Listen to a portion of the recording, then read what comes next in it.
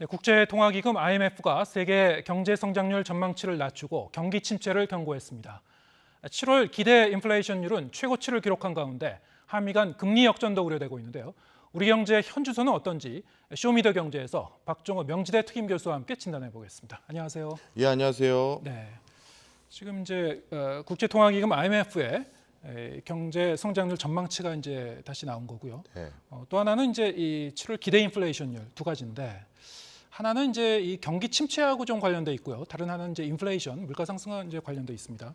두 가지 하나 이제 다 이제 짚어보죠. 일단 IMF의 이제 경제 성장률 전망치, 미국을 포함한 다른 선진국들의 이제 성장률 전망치도 이제 큰 폭으로 조정을 했는데 하향 조정을 했는데 우리나라 같은 경우도 봐도 이제 연초하고 비교하면 상당히 좀 떨어진 셈이죠. 네, 맞습니다. 연초 대비해서도 상당히 많이 떨어졌고요. 네. 지난 4월 대비해서 이번에 새로 추계를 낸 거에서도 0.4%포인트 가까이 하방으로 조정해서 3.2%를 기록할 것으로 전망하고 있는 상황입니다. 이런 상황에서 2.3%를 기록할 네네. 것으로 전망하고 있는 상황입니다. 그런데 이제 여기에서 이제 특이한 점이 몇 가지가 있는데요. 바로 좀 주목해야 될 부분이 이제 한 가지가 이제 러시아인데요. 네. 사실 지금 이렇게 극심한 인플레이션을 유발하고 경기 침체가 유발하게 된 가장 근원적인 이유 중에 하나가 바로 러시아산 경제 제재인데, 예. 그런데 이 경제 제재가 효과성이 좀 없다라는 게 이번에 좀 드러난 것이, 이번에 IMF에서 다시 조정한 러시아의 경제 성장률이 원래 당초에는 마이너스 8.5%였는데 이번에 마이너스 6.0%로 마이너스 오히려 6%라는 게 저기 좀 올라간 수치군요. 그렇습니다. 네. 오히려 올라간 거예요. 이 얘기는 러시아가 오히려 에너지 가격이 고공행진을 보이면서 네. 경제 제재가 무색할 정도로 오히려 약간 경제가 그래도 순환을 그리고 있다라는 걸 반증하고 있는 상황입니다. 네. 그러다 보니까 지금 이 상황에서 경제 제재라는 무기가 제대로 가동되지 않을 때는 만약에 서방 세력에서 다시 추가적인 경제 제재를 고강도로 할 경우에는 또다시 경기 침체를 유발할 수 있는 요인으로 작용해 보이고요.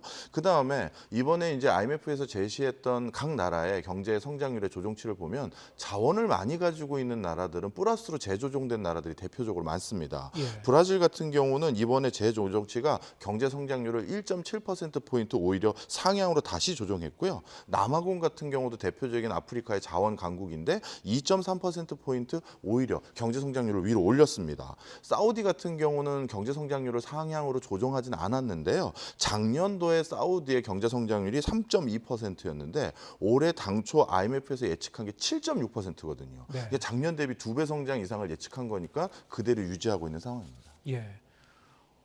사실 이제 전반적으로 선진국의 이제 경제 성장률 전망치가 이제 하향 조정된 건데 상당히 좀 걱정되는 부분이에요. 이게 뭐 전체적으로 이제 이 세계의 경기가 이렇게 침체를 예고하고 있는 거니까요. 근데 사실 이제 IMF가 이제 경제 성장률 전망치를 산정하는 그 방식을 보면은 각 나라의 어떤 경제 전문가라든가 정부 관계자에게서 이제 자료를 갖고 와서 자체 분석하는 거 아닙니까? 그래서 이제 그 IMF 나름의 이제 그 자료 자체는 뭐 국내에서 분석하는 거하고 크게 다를 건 없을 거고요. 자료 자체는 다만 이제 그 산정 방식이나 해석 방법이 좀 다를 텐데 우리 정부나 아니면은 한국은행에서 이제 전망하고 있는 거에 비해서 IMF는 더 좀 낮게 바라본 거죠. 네, 맞습니다. 네. 요거를 어떻게 해석하느냐가 이제 중요한 걸 것 같은데요. 통상적으로 경제 상황이 급변하지 않을 경우에는 IMF 예측치나 우리나라 정부 또는 한은에서 발표한 자료들이 큰 차이가 없는 경우가 많습니다. 예. 그런데 요즘과 같이 경제가 시시각각 변화되고 있는 상황에는 가장 최근에 발표한 수치가 실질적인 성과에 좀 더 근접할 가능성이 많아요. 네. 최근 악재나 이슈들까지 다 반영을 했을 테니까요. 근데 정부가 발표한 자료는 6월 달에 발표한 자료고요. 한은에서 발표한 경제 성장률 전망치는 5월 달에 발표한 자료입니다. 예. 따라서 최근 변동된 에너지 가격이라든가 국제적인 뭐 여러 국가들의 디폴트 위기 이런 것까지 다 추가적으로 반영한 요소는 사실 IMF께 최근 자료일 가능성이 많죠. 예. 그러면 이걸 종합했었을 때 지난 5월 달에 한은의 우리나라 경제 성장률 수치는 2.7, 그리고 6월 달에 정부는 다시 2.6. 그런데 이번 7월 달에 IMF가 제시한 내용은 2.3으로 또 낮아진 거거든요.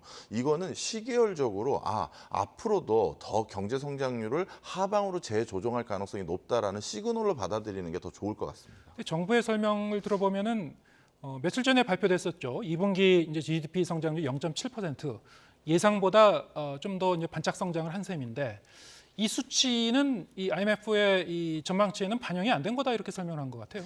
이번에 0.7% 가까운 성장치를 보였던 것은 이례적이고 다들 네. 놀랐던 건 분명한 사실입니다. 그런데 앞으로의 상황을 진단할 수 있는 두 가지 지표가 굉장히 나쁘게 나왔는데요. 예. 그게 뭐냐면 6월 달에 기업 심리 지수라고 해서 기업인들에게 앞으로의 경제를 어떻게 전망하십니까를 물어봤었는데 제조, 비제조 모두 급격하게 안 좋은 것으로 전망하는 지표가 발표가 됐고요.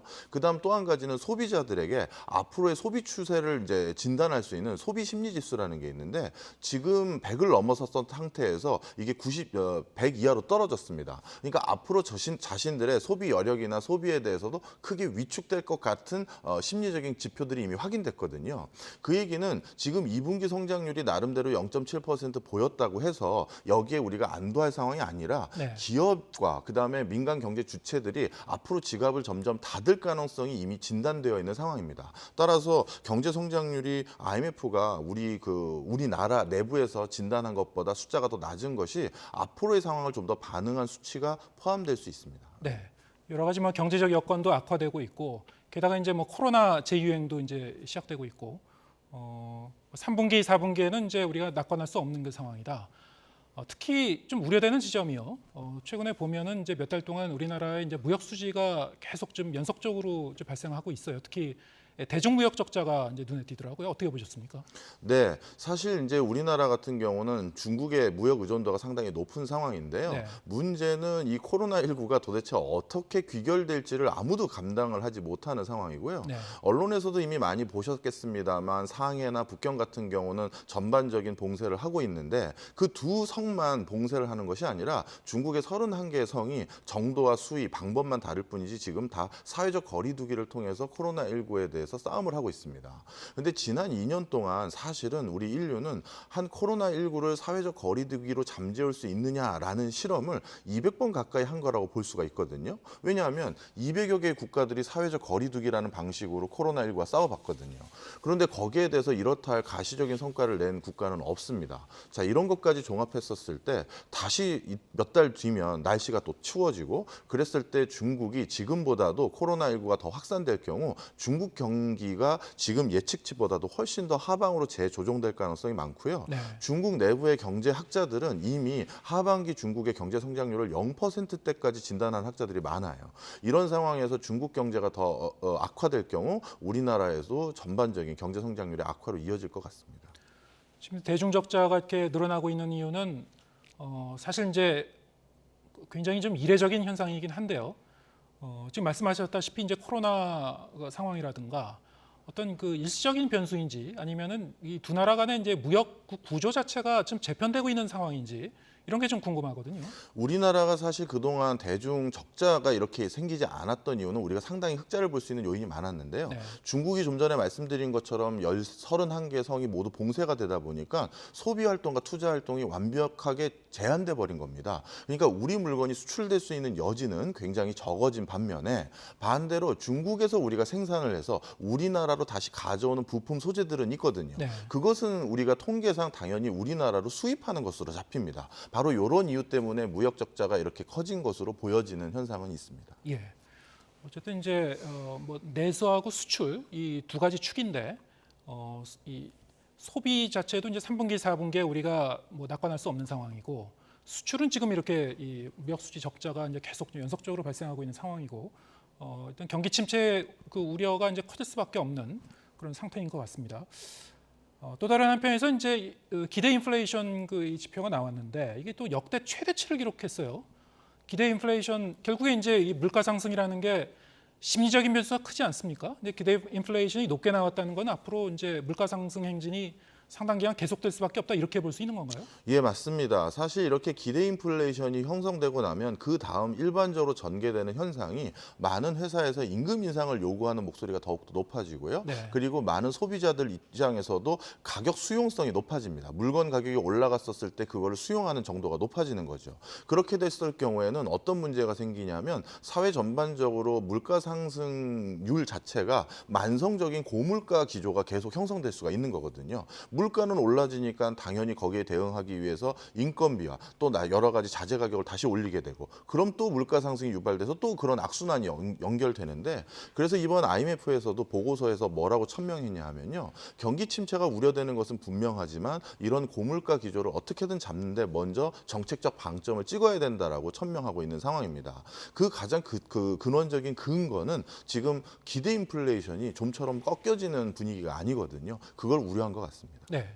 전반적으로 정리하면은 지금 이 물가 상승은 이제 계속될 그 전망이고 또 다른 한편에서는 뭐 이게 경기 둔화인지 경기 침체인지에 대해서는 좀 더 이제 이 논쟁이 있을 수 있겠습니다만 어쨌든 경기가 좀 가라앉는 방향을 이제 계속하고 있고 이 경제학자들 사이에서도 국내에 보면은 이제 이미 우리나라가 스태그플레이션이 들어간 거다라고 진단하시는 분들이 많은 것 같더라고요.